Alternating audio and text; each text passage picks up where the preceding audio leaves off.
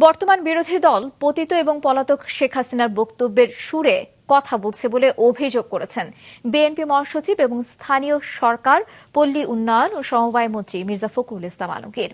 এদিকে স্বরাষ্ট্রমন্ত্রী সালাউদ্দিন আহমদ বলেছেন, নাশকতা চালানোর মতো সক্ষমতা কার্যক্রম নিষিদ্ধ আওয়ামী লীগের নেই। হাসনাইন তানভীরের রিপোর্ট। জুলাই গণঅভ্যুত্থানের দ্বিতীয় বর্ষপূর্তি উপলক্ষে জাতীয় প্রেস ক্লাবে আলোচনা সভার আয়োজন করে বাংলাদেশ ফেডারেল সাংবাদিক ইউনিয়ন বিএফইউজে ও ঢাকা সাংবাদিক ইউনিয়ন ডিইউজে।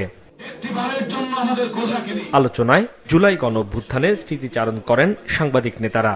তারা বলেন, বর্তমান প্রেক্ষাপটে জুলাই আন্দোলনের সব পক্ষের মধ্যে ঐক্য বজায় রাখা জরুরি। সকল সাংবাদিক সভায় তথ্য ও সম্প্রচার মন্ত্রী বলেন, কেউ ষড়যন্ত্রে লিপ্ত হলে বা পরিস্থিতি অস্থিতিশীল করার চেষ্টা করলে সরকারের পক্ষ থেকে প্রয়োজনীয় ব্যবস্থা নেওয়া হবে।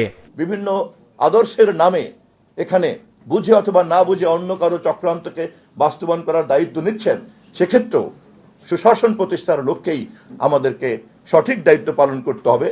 এবং প্রধান অতিথির বক্তব্যে বিএনপি মহাসচিব বলেন, জুলাই গণঅভ্যুত্থান নিয়ে পরিকল্পিতভাবে বিভ্রান্ত ছড়ানো হচ্ছে। বর্তমান বিরোধী দল পতিত ও পলাতক শেখ হাসিনার বক্তব্যের সুরে কথা বলছে বলেও অভিযোগ করেন মির্জা ফখরুল। জানান, দেশের কয়েকটি স্থানে সংঘর্ষের ঘটনার নিরপেক্ষ তদন্ত করে ব্যবস্থা নেওয়া হবে। আলোচনা করেন এখন যে ভাষায় আমাদের সম্মানিত বিরোধী দল নেতার কথা বলছেন, বাইরে 5 বছর করতে দেব না, এটা ভাষায় কথা বলতেন আপনারা আমাদের হাসিনা।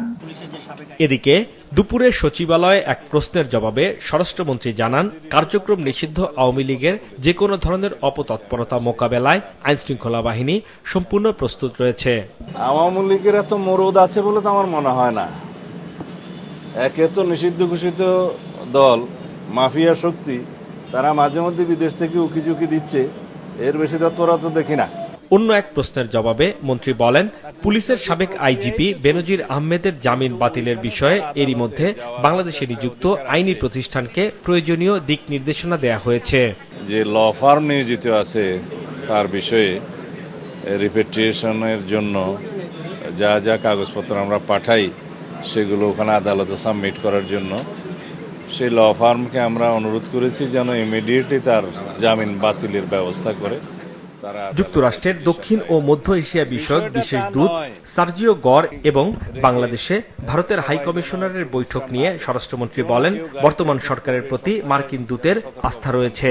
ধন্যবাদ। হাসনাইন তানভীর, মাছরাঙা সংবাদ, ঢাকা।